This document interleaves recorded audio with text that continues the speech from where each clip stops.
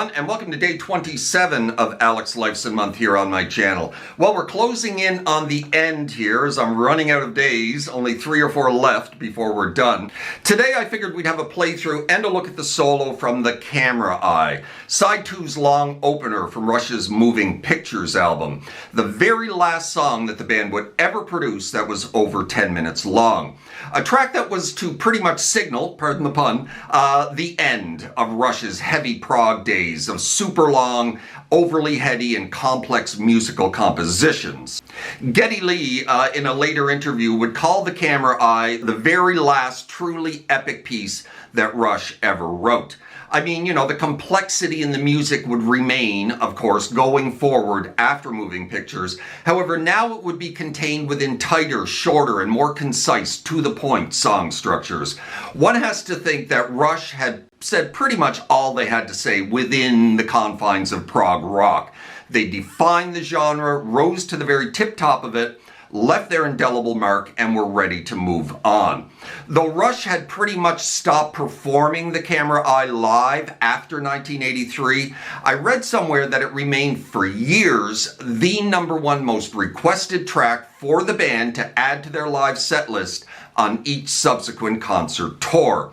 They did eventually and finally dust it off nearly 30 years later for 2010's Time Machine tour, a tour wherein the band played the Moving Pictures album in its entirety each night. You know, The Camera Eye at the time, and still to this day, gets much overshadowed by the much more high-profile tracks from Moving Pictures, Limelight and Tom Sawyer and Red Barchetta, but in my opinion, it is a definite standout track from this album. It's just that no way, no how is an 11-minute long side 2 cut going to get nearly the mainstream attention from radio and music television and whatnot as the much shorter, concise, and quite frankly, catchier tracks from side 1 of Moving Pictures. Now, here's what Alex had to say about The Camera Eye in a later interview, and I'm paraphrasing a little bit here. A lot of this song came from separate parts that were written and then connected together. I think that's why we always had a little bit of a problem embracing it fully in its early days. It was really a lot of hard work putting it together. The opening itself was fairly easy, and then we decided to build the whole thing up to a crescendo. There's a lot going on in The Camera Eye. It was one of the last really long songs that we would ever write. There's some very difficult playing here as well. Neil does an amazing job on it. He plays so dynamically, handling all the changes and shifts in tempo and time. And Geddy, he's playing bass, he's singing, he's playing the bass pedals and keyboards. It's really something.